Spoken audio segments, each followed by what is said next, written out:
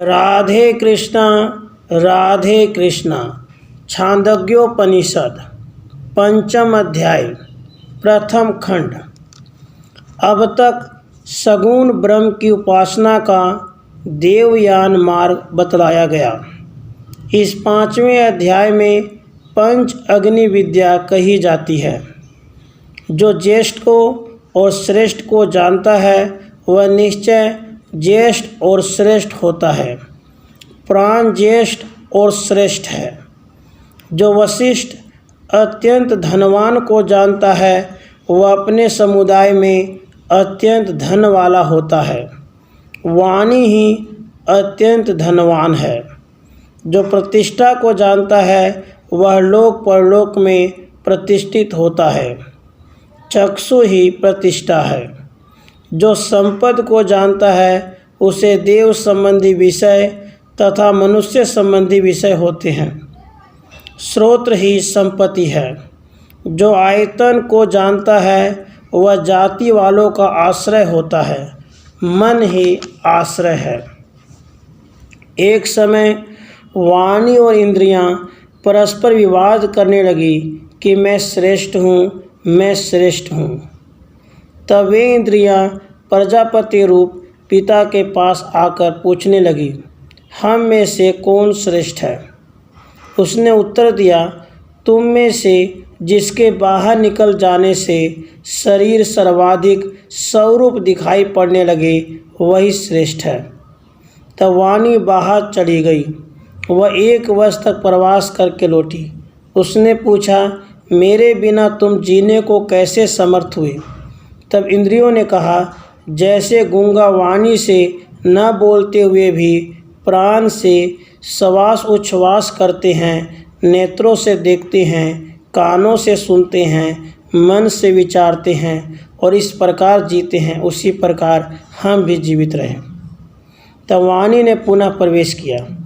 तब चक्षु बाहर निकल गया और 1 वर्ष प्रवास करके वापस आया। उसने पूछा, मेरे बिना तुम किस प्रकार जीवित रहे? अन्य इंद्रियों ने कहा, जैसे अंधा नेत्रों से नहीं देख सकता तो भी प्राणों से श्वास उच्छ्वास करते, वाणी से बोलते, कानों से सुनते, मन द्वारा विचार करते हुए जीवित रहता है, वैसे ही हम भी जीवित रहे। तब नेत्र पुनः प्रवेश कर गया। तब कान बाहर निकल गया और वर्ष भर तक प्रयास करके वापस आया।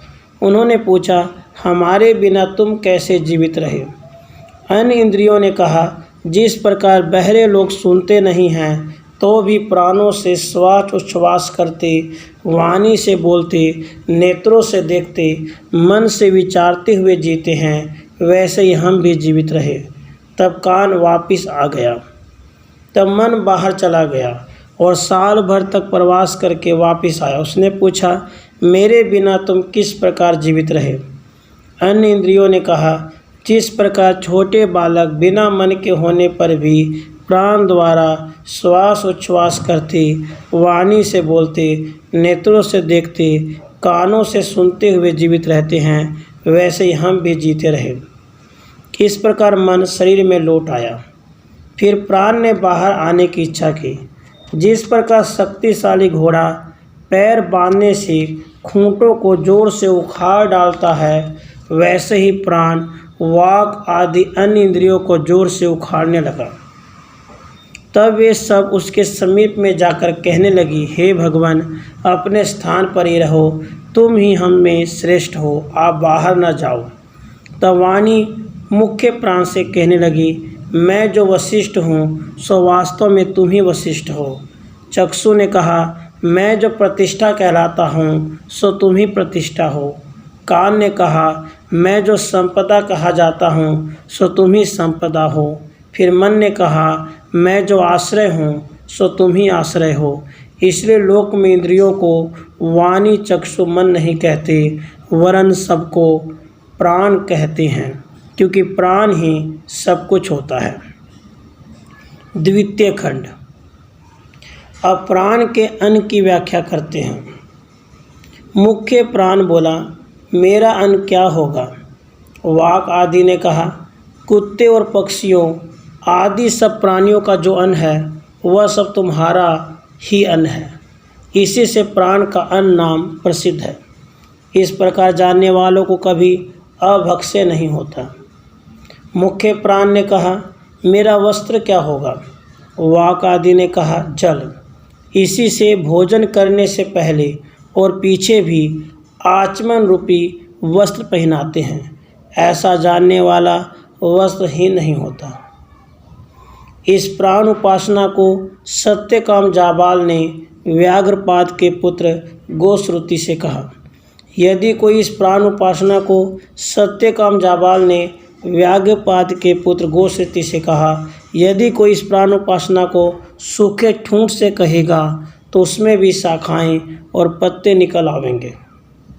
फिर जो महत्व का अभिलाषी हो वह अमावस्या को दीक्षा लेकर पूर्णमासी की रात को समस्त औषधियों, दही और मधु का बनाकर अग्नि में ज्येष्ठाय श्रेष्ठाय स्वाहा के मंत्र द्वारा घी की आहुति दे और घी का अवशेष मंत्र पर डालता जाए।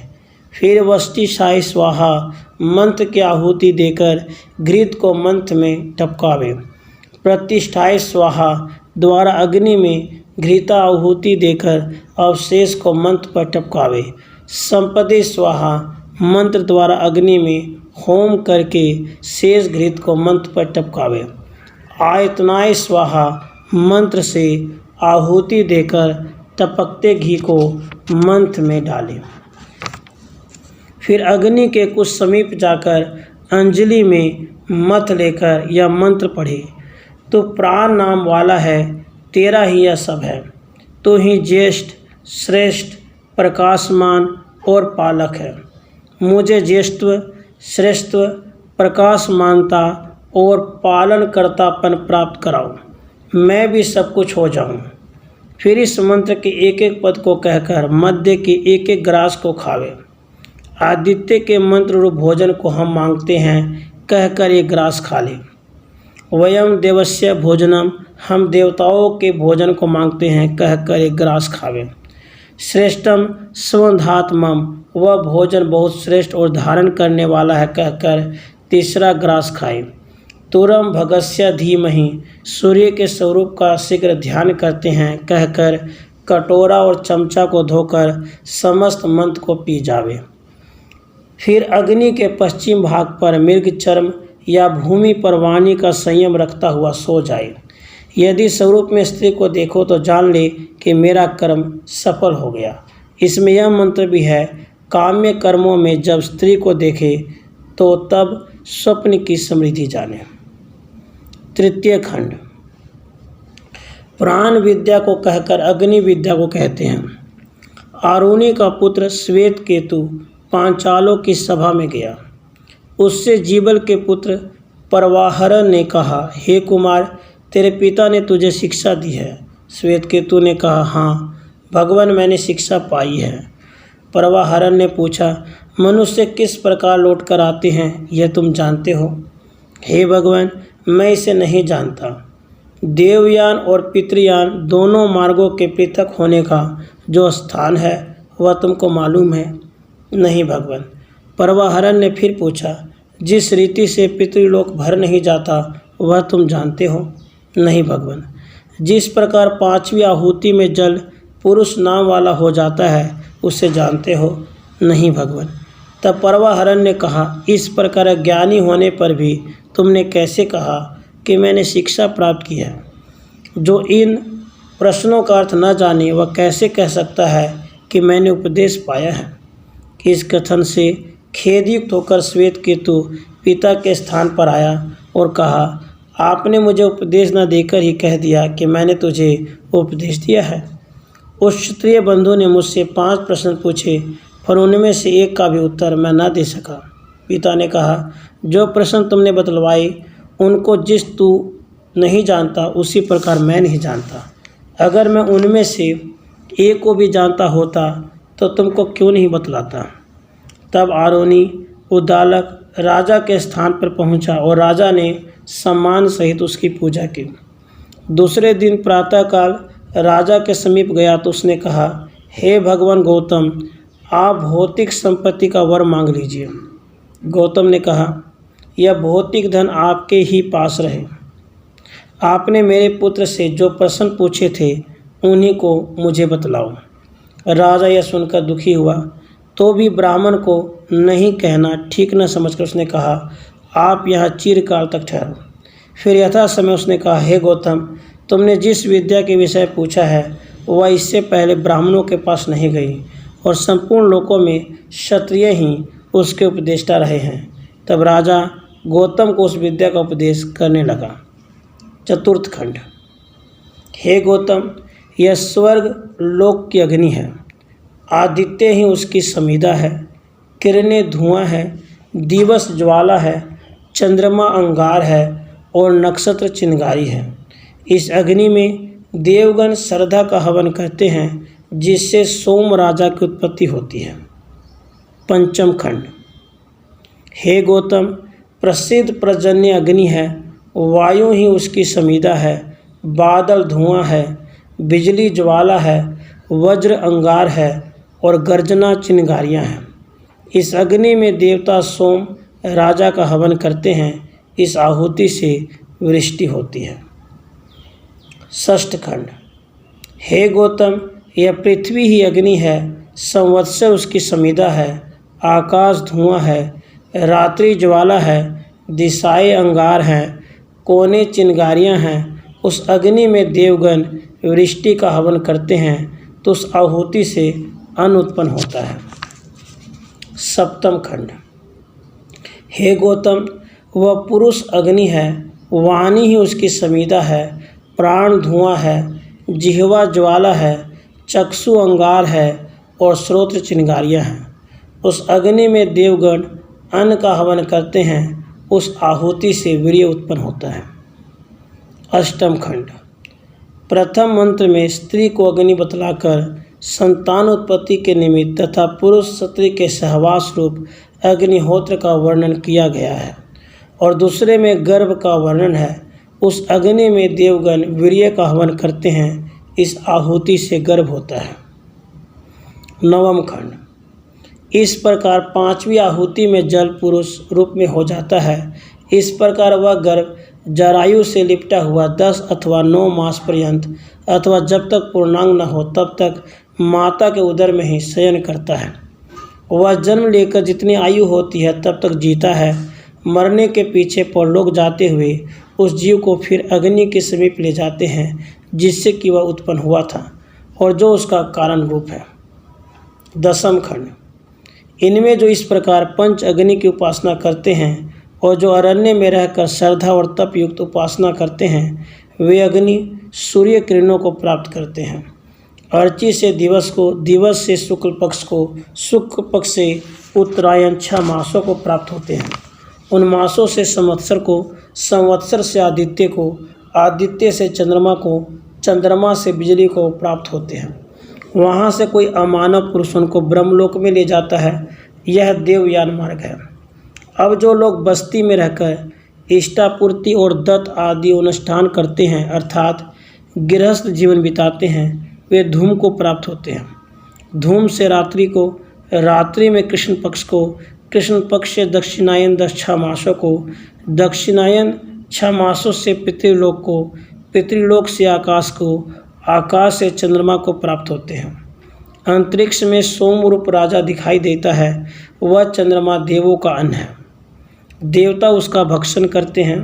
चंद्रमा में कर्म फल को पूरा होने तक रहकर इसी मार्ग से पुनः वापिस आते हैं, अर्थात चंद्रमा से आकाश को, आकाश से वायु को प्राप्त होते हैं। वायु धूम रूप हो जाता है, धूम में बादल होता है, बादल से मेघ होते हैं, मेघ वर्षा करते हैं। तब वे जीव वर्षा के साथ आकर चावल, जौ, वनस्पति, तिल, उड़द आदि के रूप में उत्पन्न होते हैं। वहाँ से निश्चय ही बड़े कष्ट से निकलना होता है। उस अन्न का जो मनुष्य खाता है और उससे उत्पन्न वीर्य से संतान उत्पत्ति करता है, वैसा ही जीव हो जाता है। इनमें जो पुण्य कर्म वाले हैं वे सब कर्मानुसार ब्राह्मण, क्षत्रिय अथवा वैश्य योनि को प्राप्त होते हैं। जो अशुभ कर्म वाले हैं वे शीघ्र ही नीच योनि को प्राप्त होते हैं, जैसे स्वान, शुकर या चांडाल योनि में जाते हैं। जब इन दोनों भावों में से किसी को नहीं ले जाते तो वे बारंबार जन्म मरण वाले तुच्छ जंतु होते हैं। जन्म लेते रहो मरते रहो, ऐसी यह तीसरी गति है। इसी कारणवश परलोक जीवों से भर नहीं जाता। इस प्रकार संसार की गति घृणा करने योग्य है।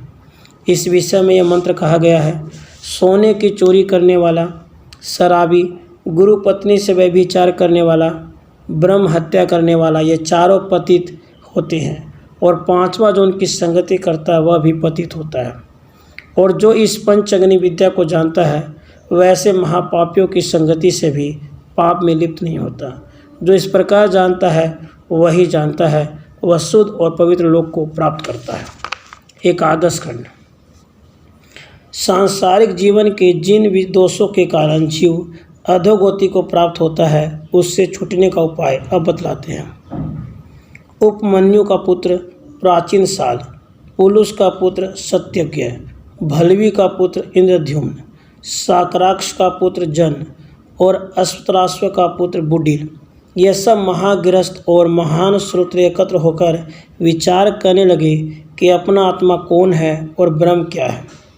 ये पूजनीय व्यक्ति विचार करने से किसी निष्कर्ष पर नहीं पहुँचे, तो उन्होंने सोचा कि वर्तमान समय में अरुण का पुत्र उद्दालक आत्मा रूप वैश्वानर को भली प्रकार जानता है।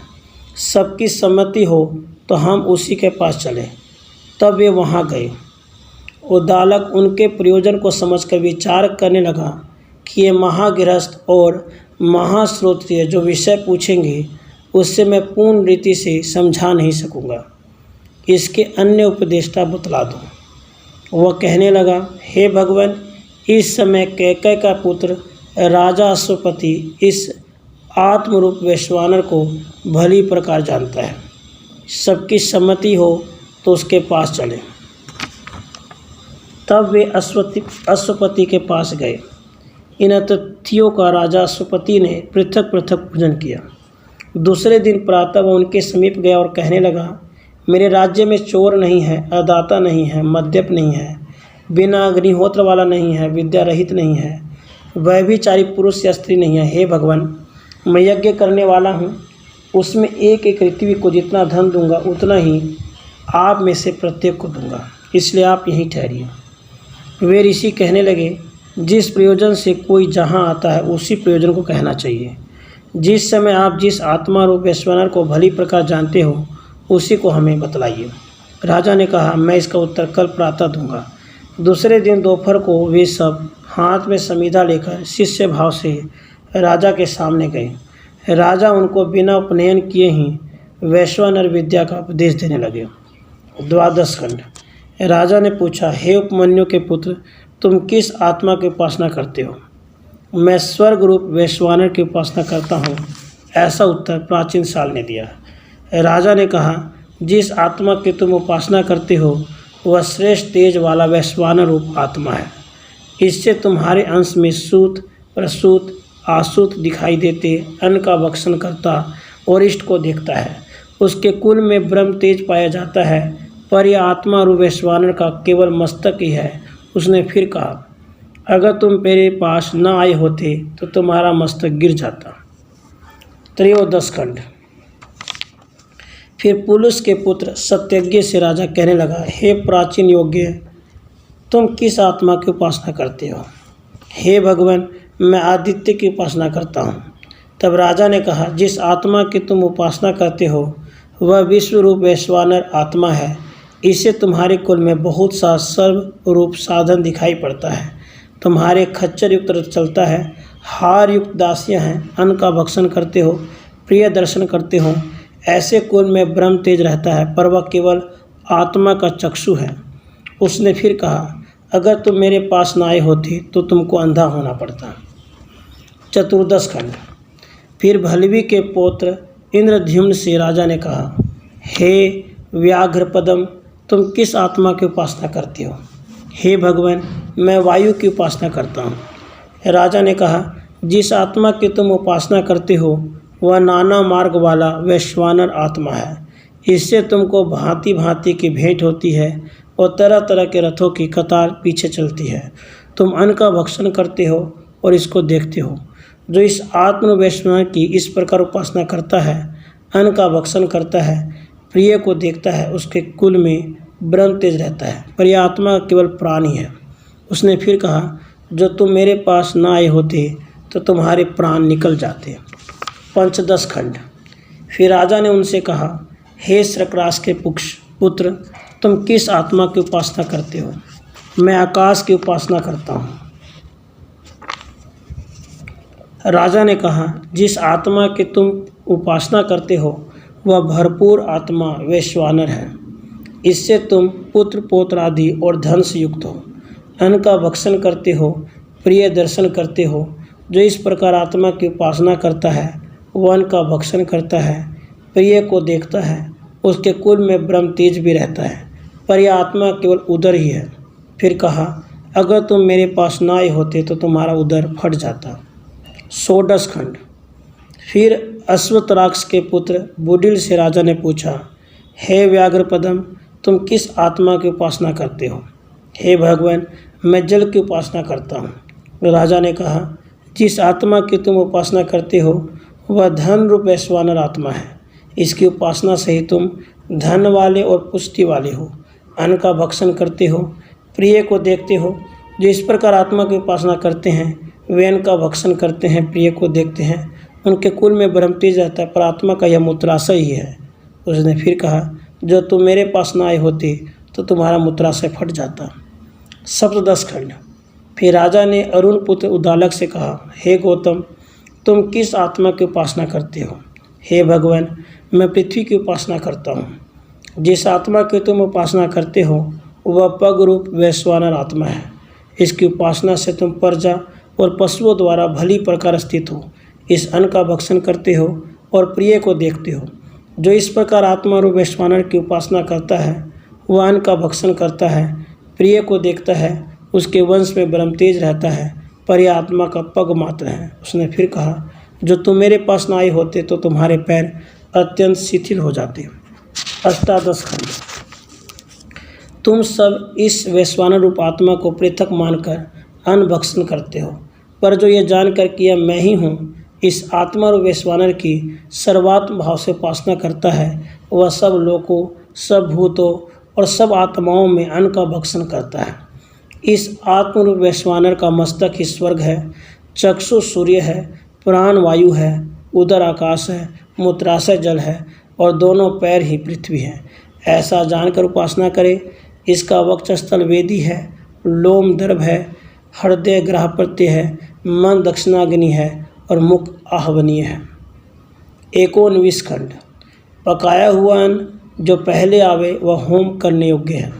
उसकी पहली आहुति प्राणाय स्वाहा कहकर होवे, इससे प्राण तृप्त होता है। प्राण तृप्त होने से नेत्र तृप्त होते हैं, नेत्र तृप्त होने से आदित्य तृप्त होते हैं, आदित्य तृप्त होने से स्वर्ग तृप्त होता है, स्वर्ग तृप्त होने से वह तृप्त होता है जिस पर स्वर्ग और आदित्य आश्रित है। वह उनकी तृप्ति के बाद भोक्ता, प्रजा, पशु, भक्षण करने योग्य अन्न और ब्रह्म तेज द्वारा तृप्त होता है। 20 खंड। अब जो दूसरी आहुति देता है वह व्यानाय स्वाहा कहता है। इससे व्यान तृप्त होता है।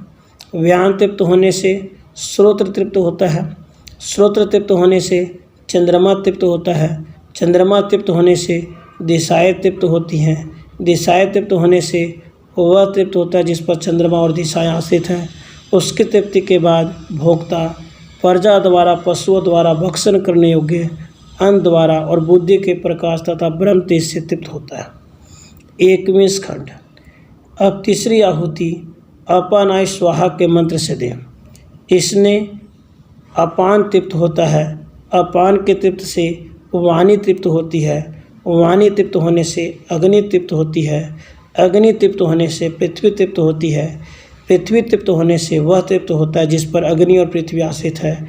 इसके पीछे प्रजा द्वारा, पशुओं द्वारा भक्षण करने योग्य अन्न द्वारा, प्रकाश द्वारा, ब्रह्म तेज द्वारा भोक्ता तृप्त होता है। 22 खंड। अब चौथी आहुति समानाय स्वाहा मंत्र से दें। समान के तृप्त होने से मन तृप्त होता है। मन तृप्त होने से पर्जन्य तृप्त होता है, पर्जन्य तृप्त होने से विद्युत तृप्त होती है, विद्युत तृप्त होने से वह तृप्त होता है जिस पर पर्जन्य बिजली आश्रित है। उनकी तृप्ति होने पर प्रजा द्वारा, पशुओं द्वारा भक्षण करने योग्य अन्न द्वारा, प्रकाश द्वारा, ब्रह्म तेज द्वारा भोक्ता तृप्त होता है।